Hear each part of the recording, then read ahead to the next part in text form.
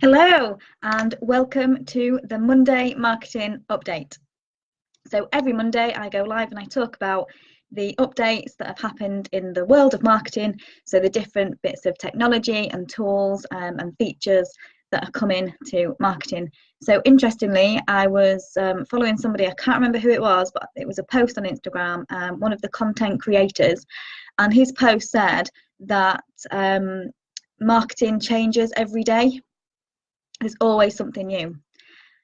And there's part of me that disagrees. So I think there's always new technologies, there's always new tools, there's new tactics coming along. But actually, a lot of the fundamental marketing activities stay the same. So today I've got a list of updates that are predominantly social media and some search updates, some stuff from Google announcements that I want to talk about and talk about how they affect your marketing strategy. Because it's important to be agile and flexible and respond to things, and it's important to know when you need to do that straight away and when do you need to just be aware that that's coming and build it into your plan later on.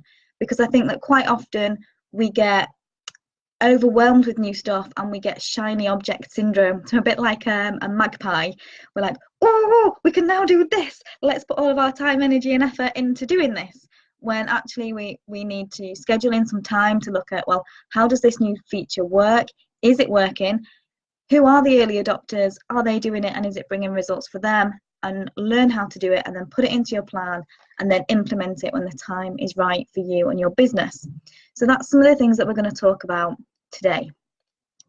So first up was LinkedIn introduced their first voice messaging system last week. So you can now record a 1-minute voice recording message. So at first I thought this was great. I thought this was on a comment. So I thought, great. So when you're really busy and you don't necessarily want your face on a video, you can do a quick voice recording. And it's not, it's for direct messages.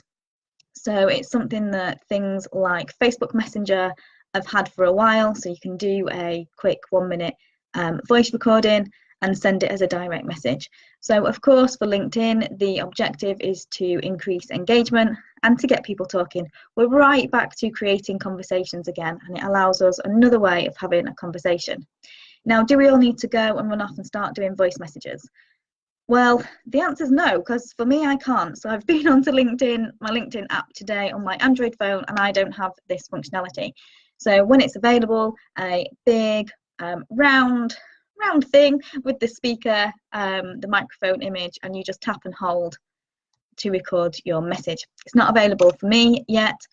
I don't know if it's something that I'm going to use. I quite like the idea of it, of being able to pop into somebody's inbox with a voice message. But some of the comments that I'm reading are around it creating more spam, and this idea that, great, now people have got access to our voicemail, they can just be leaving us voicemails. And of course, it's not a personal phone, but of course, we look at LinkedIn on our phones, it's like having a personal phone and a personal voicemail message. So I think this is about thinking strategically and carefully about who would you leave a voicemail for? Would you use a LinkedIn voicemail rather than a cold phone voicemail? Because actually, if we think, when my phone rings and it's a number that I don't know, don't always answer it. So they leave a voicemail, you go and check the voicemail, see who it was. Now, if this comes through LinkedIn, you can see who it is, you can see their picture, you can click on their profile, you can see who they are, you might already know that you know them. You can do that before listening to the message, and actually people might warm themselves up to receiving your message first. So that's a way that this could be used. So I think this is an interesting one to keep an eye on. So what else has been happening? Periscope. So interestingly, I've had a few conversations about Periscope in recent weeks, starting off with, oh gosh, is Periscope still around? I thought that disappeared with Blab and Google Hangouts. So Periscope, if you don't know what it is it's a mobile video recording app. So it's for live broadcasting. Periscope was really popular before Facebook introduced Facebook Live. It is now the way to go live on Twitter. So to broadcast a live video stream on Twitter, the tool that you use is Periscope, and you just integrate your account and you can do it that way. Now, the other conversation that came up, we were talking about somebody who is doing really well on Periscope, but when you look at their comments, a lot of them are harassment, or they're not very nice comments, they're potentially bullying, or they're abusive in nature, or they're just pervy comments. There's those as well. And we were discussing about whether we wanted to get active on Periscope or not, bearing in mind that there would be this barrage, this influx of comments that we would have to deal with live on a stream. So even if you don't reference them or anything, you can still see them. You see them popping up on your screen as you're going live. And we were talking about the impact that must have, and that the great thing about when you go live on Facebook or Instagram, or Facebook predominantly, you're going live to your warm audience, so people know you, so you get less troll comments. Whereas Periscope is broadcast live into the ether, so anybody on the internet can watch and anybody can comment. So Twitter have announced that they are cracking down on these types of comments, the spam comments, the harassment comments.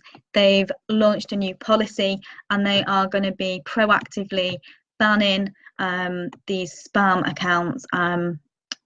So it's for people who repeatedly harass, threaten, or otherwise make abusive comments during a Periscope broadcaster's live stream. So they will be reviewing and suspending accounts of habitual offenders. So they're going to be much more proactive than previously, and their mission is to make sure that everybody feels safe watching live video, whether you're broadcasting or tuning in. Because of course, for the people who are watching the video, it's also not nice to have these not nice comments coming up on the feed as well. So I think that that's great news from Twitter and Periscope. So while we're talking about Twitter, let's talk about quality, not quantity, because we always have this desire to have oodles and hundreds and thousands of followers. So the number of Twitter followers you have is what is often referred to as a vanity metric, and we all want lots of followers. Now, you might have seen your follower stats go down. So I always review my stats at the end of the month and track my follower accounts and see what activity am I doing, is it having an impact? Now, over the last few months, Twitter has lost 3 million monthly active users. What does that mean? Actually, what they've been doing is deactivating spam accounts and bot accounts. So quite often there's a lot of automated accounts running on Twitter that automatically like posts and follow people based on things like hashtags. And you get into this state of machines talking to machines instead of humans talking to humans. And what Twitter is saying is that they are going after an increase in the quality of users, because that's better for Twitter users and it's better for business growth, which sounds like a no-brainer. It's also why, you know, some of the recommendations is to don't buy followers as well, whether that, whatever platform you're on, whether that's Facebook or Twitter. What they've said is that when Twitter themselves remove these accounts and they take the onus away from the user from having to block people, that encourages usage and they start to see better business results. Now, so there has been a decrease then in the number of monthly active users. They've taken those numbers out of their stats. What they are saying is that actually a lot of these accounts weren't reported in their monthly average users anyway, because they've been on their radar for a long time and they're often not counted in the official stats. So we're seeing a dip, but Twitter are expecting to see an increase. So really the thing to take away from today from this is that if your Twitter follower numbers have declined this month, it is most likely because some of those spam accounts, fake accounts, automated robot accounts have been removed from your follower accounts. So it's nothing to panic about. It's not like, oh my god, my Twitter's just suddenly gone so crap that everyone's unfollowed me. It's more of a technical thing on Twitter's side, and that you'll start to see better engagement, you'll start to see better results in terms of the number of people seeing your posts, because it will be real people that are then seeing your tweets. So other things that are going on is, let's talk about stories. Stories are super popular. They are available on Facebook and Instagram. Instagram Stories turns 1 year old. I think it was last week. So they've been around for a year. It's their year anniversary. So they've introduced some new birthday stickers on Stories. But more interestingly was there's 250 million active story users every day on Instagram.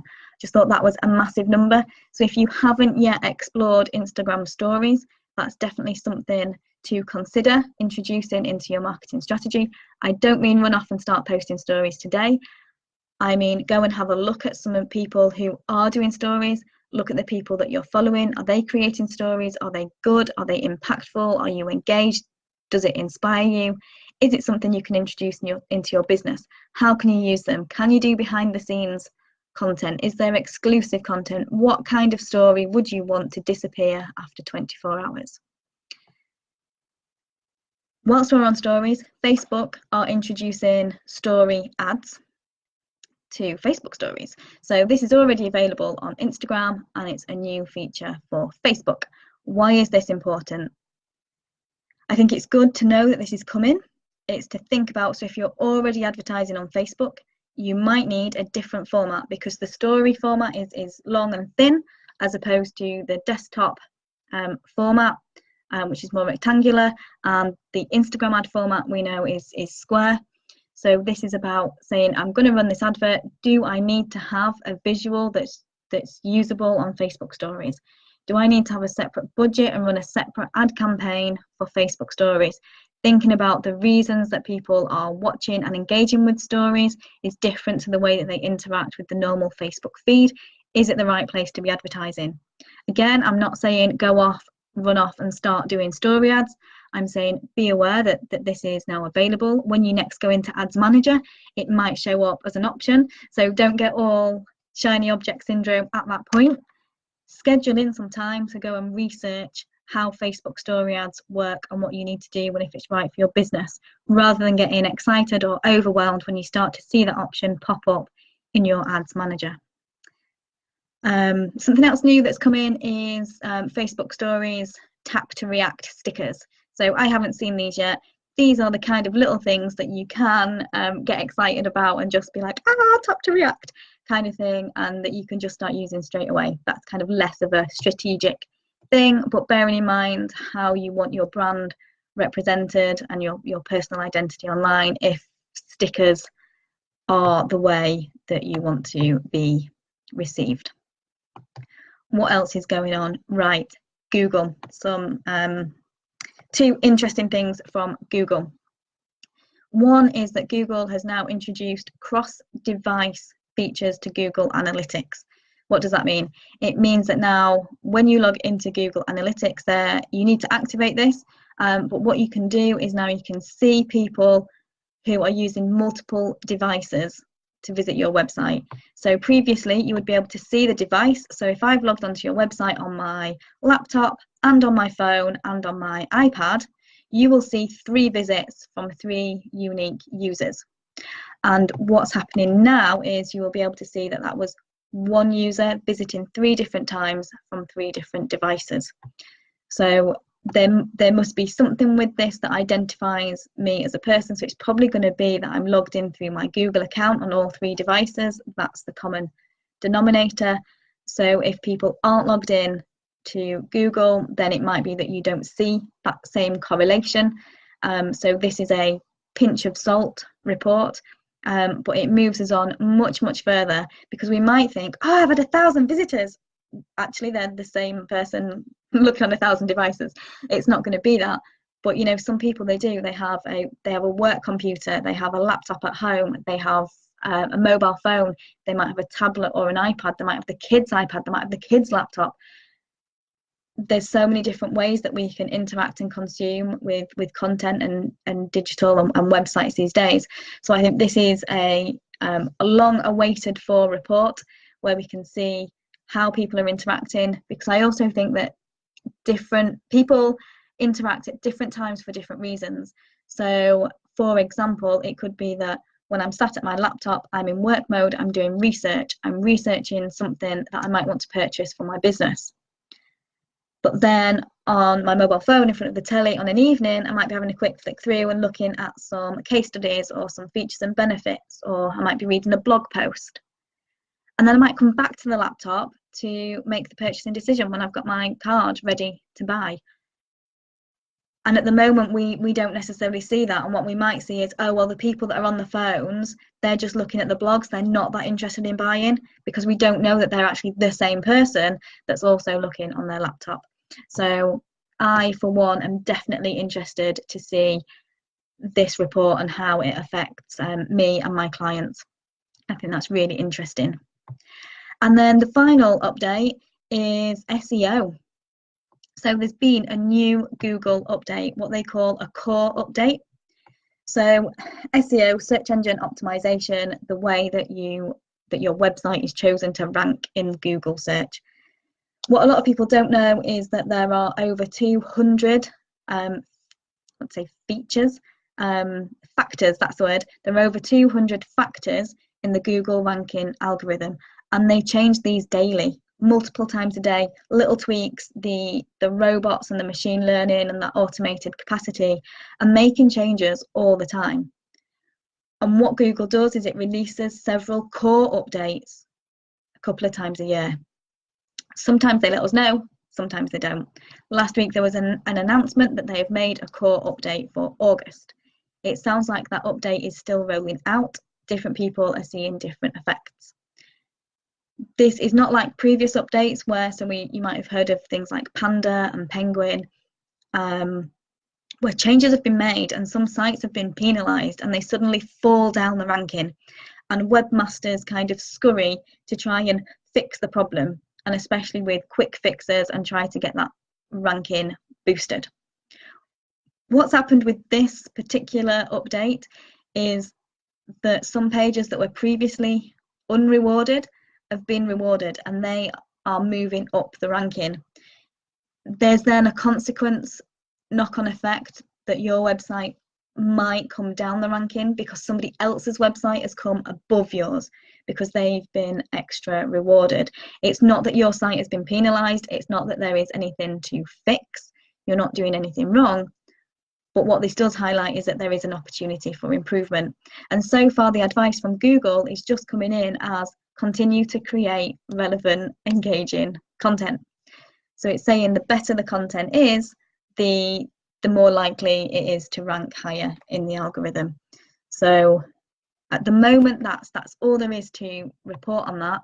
But I'm going to keep my eye on this news and make sure and see if there is anything that we can be doing to improve based on that core update. Have a look, see if your ranking has been affected in your sector. One little quick social media update again. Facebook, so you might have noticed on your Facebook page, if you're on a laptop creating a post, you can now, there's two little buttons, you can also sync that update to Instagram and to Facebook stories. When you do this, so my advice is always to create content separately, natively, because the channels are different. For example, Instagram, we know, is driven by hashtags. Hashtags have very little value on Facebook and it can come across as spammy. So if you're using your 30 hashtags, you don't want them on a Facebook post. So it means that then you have to do your post, then you have to log into Instagram and put all of your hashtags in a comment. Or you do your post and you go back into Facebook and edit your post there. For stories, what it's doing is if you're posting an image and some text, it's posting one story with that text on a blurry kind of background image, and then it posts the image again as another story. So it's probably not the way that you would natively create a story. So just be aware that for this one, it sounds like a quick fix. It sounds like a quick win. Like, yes, I'm posting to Facebook. I can now post to my story and my Instagram. Boom, job done. And it may not be the best way to do it. So I hope that's been an interesting and useful roundup of the things that are new in marketing this week. If you want to know where I am this week, I am networking. August is quiet for networking, but I will be at the Wedding Guide Network on Tuesday, so tomorrow. So I have got a blog post on this, so let me just leave the link in the comments. Where I'm networking in August. There are a few things going on. As you know, I was going to say a networking queen, so I love a bit of networking. I'd love to see you around over August. I think August is a great time to be building more in-depth relationships. So it is a great time if you can fit networking in. So it is still part of my strategy, my marketing strategy, getting me out there, getting me meeting people in August. If you would like to attend something as my guest, just get in touch. That would be wonderful to have you. If you love watching the live video, if you can't always make it live, you can sign up to receive the email afterwards, which includes the video. So again, the link is in the comments that you can sign up for email updates. Set your preferences and choose Monday update to receive. So what have I got going on this week? So Social Media Summer School has finished. Sad times. But what I've got is a fantastic August offer. If anybody missed any of the Social Media Summer School workshops, if you need some one-to-one support on something, Facebook, Twitter, Facebook ads, LinkedIn, you name it, Google Analytics, Google AdWords, if there's any of this new stuff that you've heard on any of the updates that you just want some time one-to-one with to understand better, my offer for August is a 2-hour bespoke one-to-one training session for £70. So my all-day workshops are £90, and on special offer they've been £70. And what I'm doing is I'm giving you that same special offer to cover exactly what you need in 2 hours. We will look at strategy, we'll look at why you're on that platform and how to use it best for your business, and then we'll look at some of the technical tools of how to use it, the things that you need to know, and we'll take action in that workshop, get you up and running with what it is that you need as well. So that's 2 hours for £70. To book, just contact me. This offer is not available on my website. To book, you have to get in touch with me. It's for people who are subscribed to my mailing list and follow me on social media. So if you are watching and you are interested, then get in touch. If you would like to see the full list of training that's available, I'm just popping that link in the comments. You can go to the Summer School page and find the full list of workshops that have been available and the types of things that they cover. If you are feeling a little bit overwhelmed today by all of this new stuff that's available and you don't know what to focus on first, you can schedule a marketing triage call with me.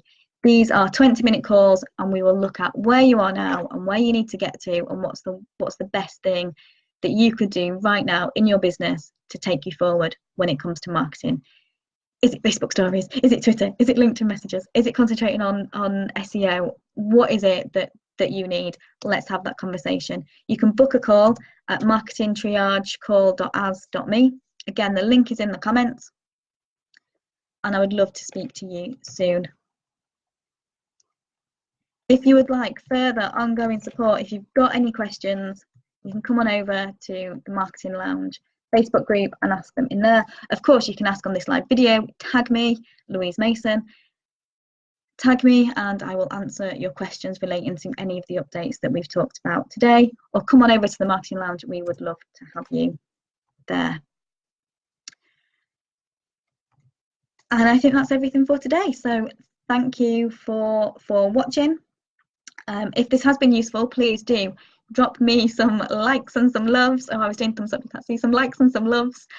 Leave me a comment, let me know that you've watched, say hello, ask a question, let me know if this has been useful. If it has been useful, I would love it if you would share this video with other people. You can get the notifications by following my page. It will let you know when I'm live. And if you would like to sign up for email updates and receive the recording into your inbox, you can sign up in the comments.